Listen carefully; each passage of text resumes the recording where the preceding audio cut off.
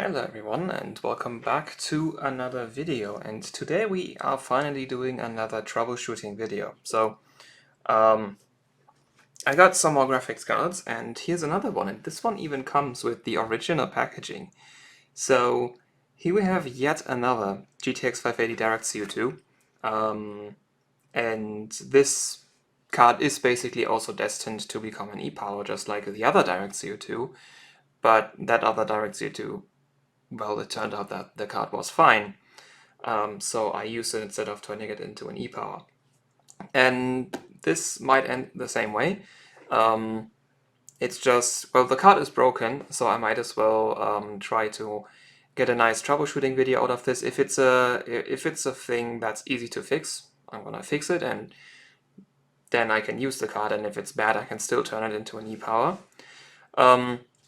But even if we can't fix this card, it will still be hopefully quite useful for people who want to do basic troubleshooting on their cards, because I always see some people that want to troubleshoot their cards but have some difficulty getting started. So whenever I can, I just throw one of these videos out there, so that yeah, the more videos there are, the easier it is to use pattern recognition to learn how to do things. So yeah, I even got the OVP for this, which is quite nice. That 20% cooler claim is a bit BS, because this cooler is awful. But yeah, let's get the card out of the very, very tarnished packaging. This looks a lot better.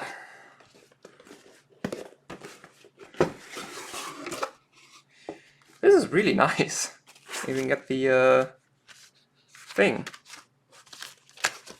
Start manual. That's nice. Oh, do we even get a the thing?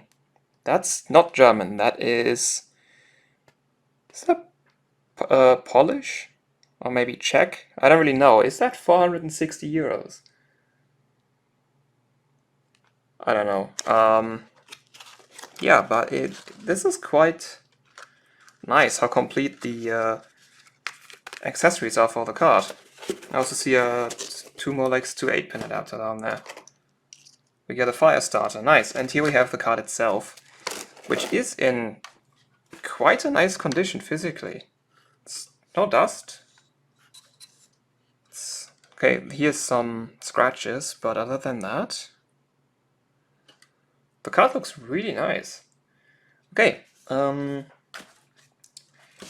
let's get this stuff back in here. Get that out. And let's take a look at the card itself. So here we have the graphics card. Quite a familiar sight probably if you've been following the channel. I've had 2 of these cards already. This one's kinda bent. The PCB's yeah. I've seen cards bent like this that worked fine, but this is potentially a if this card was opened by someone and put on back too tightly, that might be the issue, which I can't fix because that probably destroyed some traces. Okay, let's get a screwdriver and let's just take the card apart. Okay, that's not too tight. The card might just be bent then because of sitting in a case for many, many years.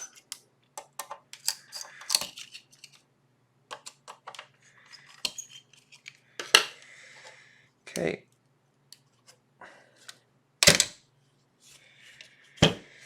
That thermal paste is not looking too great. Okay. What's that? Is that flux? Did someone try to reflow this card? There's also other... oh no. Yeah, it's around the RAM chips too. Someone might have tried to heat gun this. That's not too good. Still gonna test the card anyway. I'm gonna take the backplate off, maybe we'll find something there. Also gonna make measurements easier once we turn the card on, unless we find the issue before we have to turn the card on. That's loose. Yeah, someone did take this apart. That heatsink is completely loose. Oh boy, we are in for a surprise today.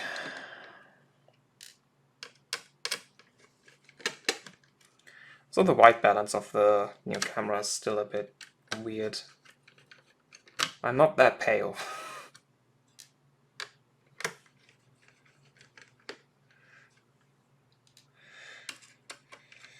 So these screws are just completely...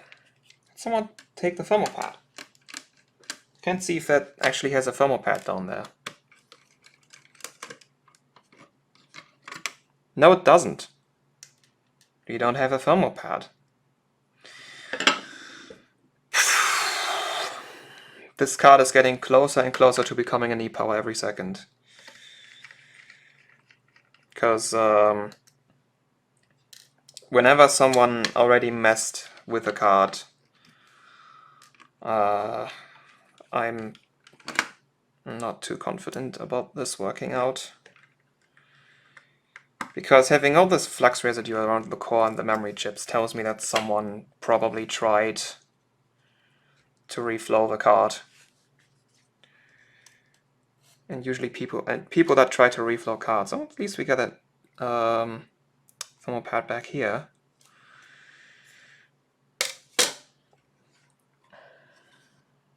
Looks mostly fine. Can't see any knocked off components on the PCI Express slot. Here's some more flux stuff over here. But other than that, these also... Okay, this might not have been in an oven. Because if it was in an oven, these would have shrunk down and they would be visibly burned. These washes look fine. But this might have seen a heat gun. Anyway, since we now have the card disassembled, it's time to take some measurements with our multimeter.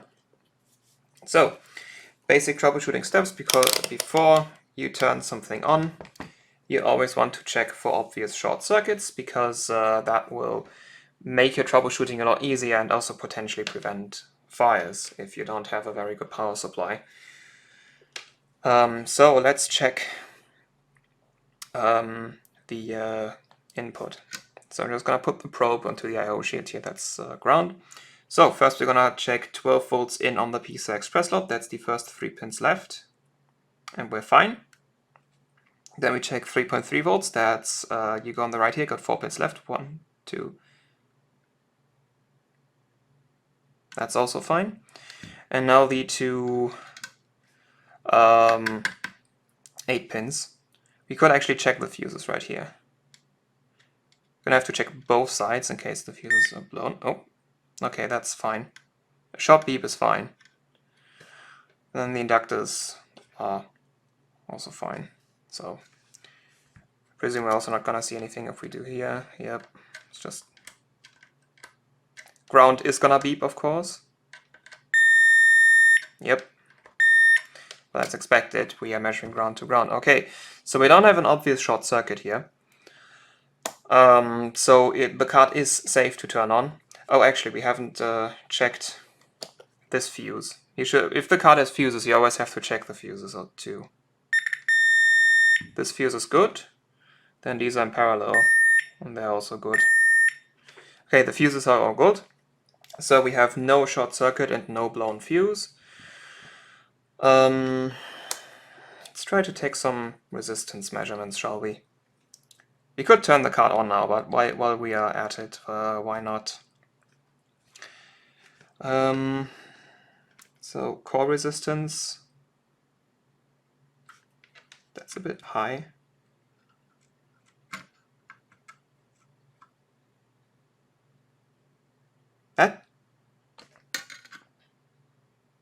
Ah, okay, it was the ground spot. Yeah, that's a fairly typical core resistance on a 580. They have a fairly low resistance on their cores, so that is fine. The memory we're gonna have to measure on the back. Just gonna measure here. That looks also fine for memory. There's a Samsung memory, and here the core again should be, yeah, that's fine. Then the PEX rail. This capacitor should be the output of a PEX rail. That looks also fine. I don't know what typical resistances you would expect on these cards, but it's not short, so I'll assume it is okay. And that's pretty much, so here's a 5 volt converter, and that up here I think creates 3.3 volts. And that's PEX, and that's the BIOS chip. So there's nothing else really. Does this thing have a 1.8 volts rail? I'm not sure if this has a 1.8 volts rail.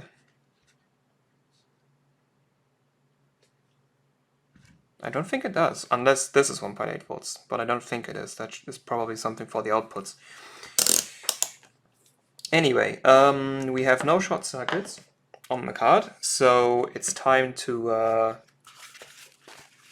turn the card on. The nice thing about these Fermi cards is that they do have an IHS, so you don't need to put anything over the core. You can just leave the IHS here and just clean that off.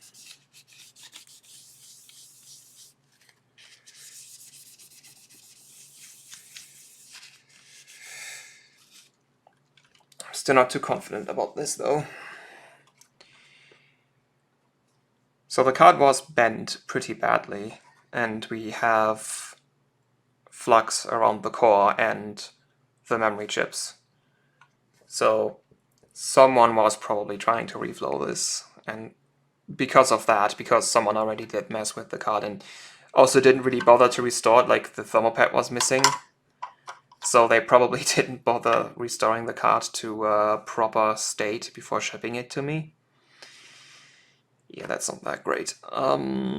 So this might become an EPUB. I'm just gonna cut the card here, and then I'll have this VRM to power things. But let's see. Let's turn the card on. So yeah, gonna make a pause here and then put the thing on the test bench. All right, the card's in the test bench. I've set it to voltage here, so you can see the voltage on the measure on the different rates we're gonna measure.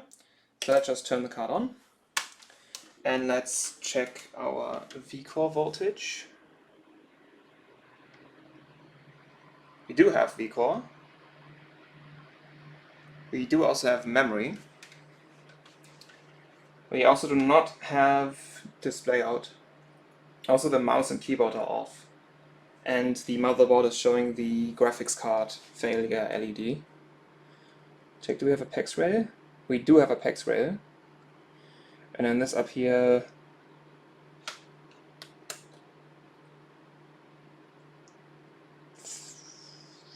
that's something, but it's running. It's kind of weird though that it's floating around. Maybe this is the issue.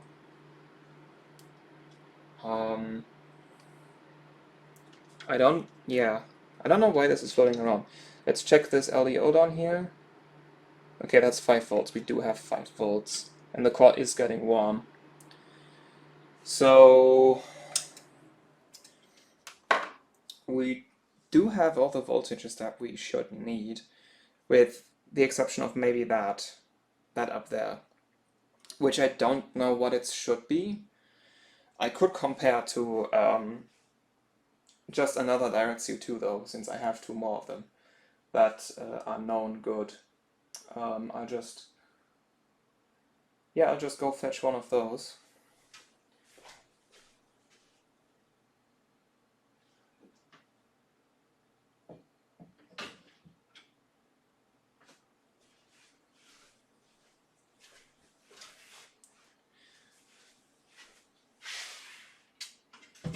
Just realized that I have the other DirectCUII on my water cooling loop. right on the back of the test bench right there.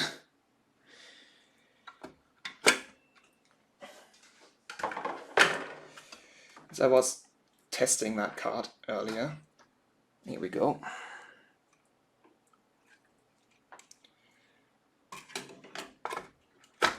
This is the modded one, if you wonder why there's cables hanging all over it.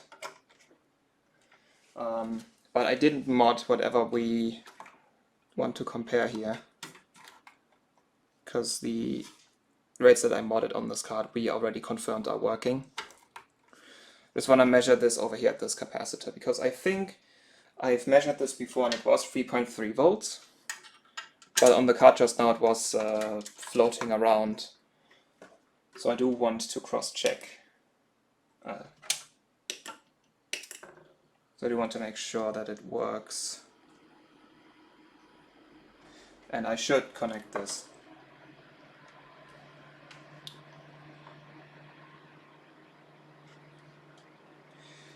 Oh, I just realized I put plasti dip over that. Have to poke in there. Keyboard is on. We don't have a picture yet, but the VGA LED is not on. And I'll have to keep poking into this because there's a little layer of rubber over there. Kind of curious as to why we don't have an image.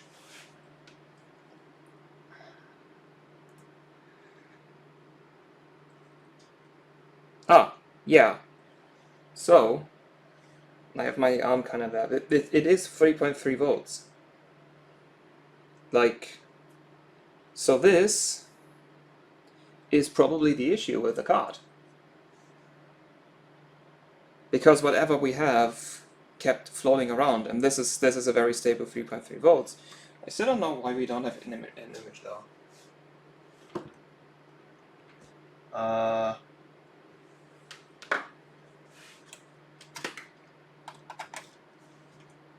Should have an image. The card was working yesterday.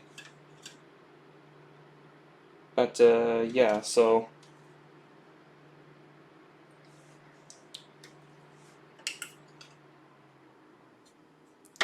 this is a 3.3 volts regulator. Let's just get in there once again.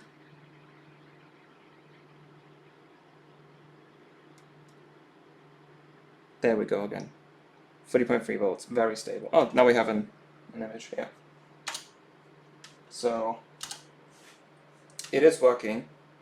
So this is what a working DCUII should have. So I believe we found the issue. Why did I actually let this boot up? Let's just turn that off again. So we probably have found our issue, because whatever that is up there, well, it's probably an onboard 3.3 volt regulator. I don't really know why the card has one. It does get 3.3 volts off the PCI Express slot, but well, I'm not an electronics engineer. There's probably a good reason for that. So let's just reconfirm that this is actually floating around. But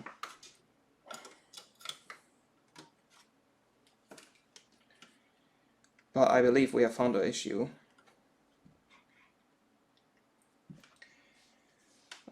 Let's plug that back in.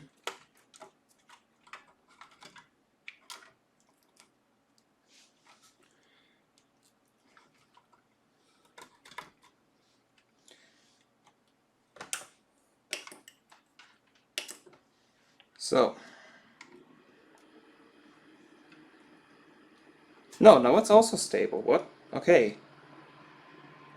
Now we are getting stable 3.3 volts.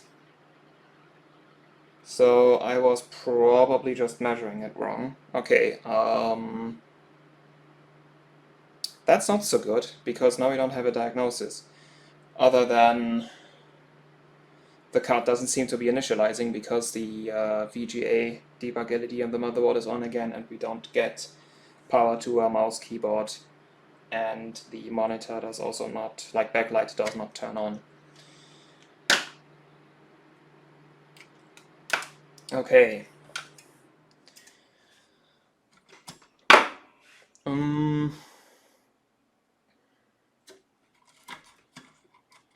we could try and see if the card is detected as a secondary. I don't think it is, because it's not initializing correctly. And well, there's a multitude of reasons why this card might not be initializing correctly. But I think I will blame it on the fact that someone messed with this card already. Wait, which way are these tubes connected? So let's just have SLI 580 Dark C2s.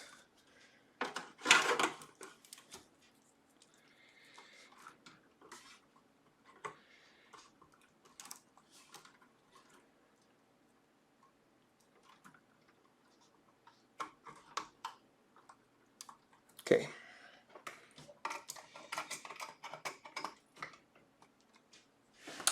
So one last check if we can turn this off. Well, this is probably, the first card is probably going to get very, very hot, but, well. Yeah, we do have the VGA LED again. This might not actually boot up with the with this card in the system. Yeah, it's probably not. It's getting very hot already. Okay, so it's hanging on boot with the card in the system. Which probably sadly means that we're nearing the end of this, because it does look like the card has been damaged in some capacity by that reflow attempt that was probably made.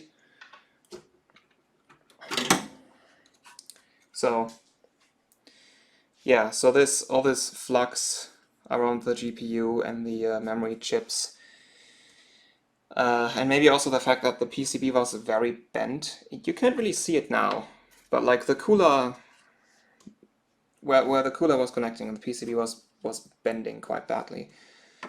So this might be an e-power then, because I'm sure you could go deeper into this. If you want to know what it looks like when you go deeper into this, I do recommend looking up the YouTube channel of Tech Cemetery. He also started doing Twitch streams as of late. He's a graphics card technician who is a lot better at what he does than I am. And, well, yeah, he does repair cards that have issues like this. I'm probably gonna blame this just on the fact that this was very obviously reflowed by someone, and that someone probably broke something in the BGA. But the VRAMs is still good, so I'm gonna turn this into an e-power probably. And it's just a 580, it's not that it's that big of a deal that we lose this card. So I don't really feel like putting in the extra hours of maybe trying to fix this, because I do have 2 working of these. Yeah, so I hope you enjoyed watching this kinda short video. Well, it's not that short, we had quite a long troubleshooting session. But yeah, I hope you could take at least some basic troubleshooting from this. And I guess if you want to take something else from this, don't do this. Don't reflow cards. It doesn't work. Like it might bring the card back to life for an hour or so, but the card ultimately will always die again. Like don't do this. Do a proper diagnosis. Run mats on this card, which is what I would have done next. If the PC would initialize with the card, I would have run mats on this, which will test all the memory chips and tell us if we have a faulty memory chip. Or it can also give us an indication that we might have a problem with the integrated memory controller in the core, but since the PC does not initialize with the card in it, I can't do that. One last thing that I will try is to clean the card. And yes, clean it with water. I do not have isopropyl alcohol, and well, I've been cleaning cards with normal tap water for quite some time, and I've never had a card die because of it. You do have, of course, you do have to pay attention though that you dry it right after, or you will have things oxidize. But yeah, I will try cleaning the card. Maybe that does something. I've had cards before that did not initialize, and after cleaning they did. But because of this, I don't think it will. I will still try. So if this video is ending here, then it didn't work. If there's more time left in the video, then it did something.